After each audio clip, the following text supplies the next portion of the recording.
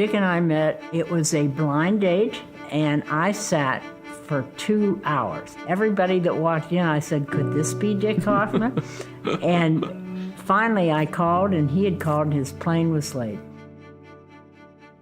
One thing that I would like people to know about my parents is what a great partnership they had and how much they complemented each other. Some of the values that my parents instilled are still important, and they're similar to the values that I think Sylvia has. My mom is focused, relentless when she needs to be. You don't want to be on the other side of a negotiation with my mom. As business people, they both were very involved. Sylvia was someone who was a visionary. She had ideas beyond what anyone around her would ever think of. Dick was constantly going to seminars. But he wasn't defined by being a businessman. He was defined more by his curiosity and his generosity. Sylvia raised 4 boys. The common denominator through all of them is the family unity, support, and loyalty. Family dinners at home were always really important, too. You could get in big trouble at our house for missing family dinner together. Judaism as a set of ethical values was always really important to my parents.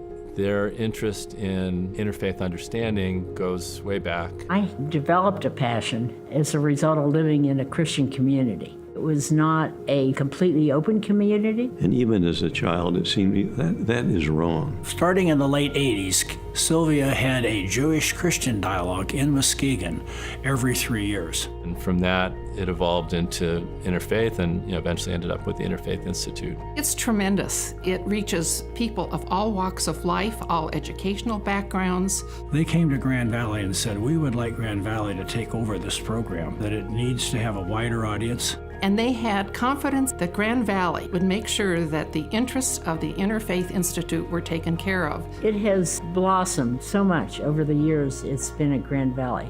It's expanded, adding programs. One thing that will always remain is the triennial dialogue and the West Michigan Academic Consortium, which is now part of the Kaufman Institute. I think it's very important for students to become very involved. These are going to be the decision makers, not us. We need to address them and work with them and learn from them. I think Grand Valley can be a center of research and promulgating this throughout the country.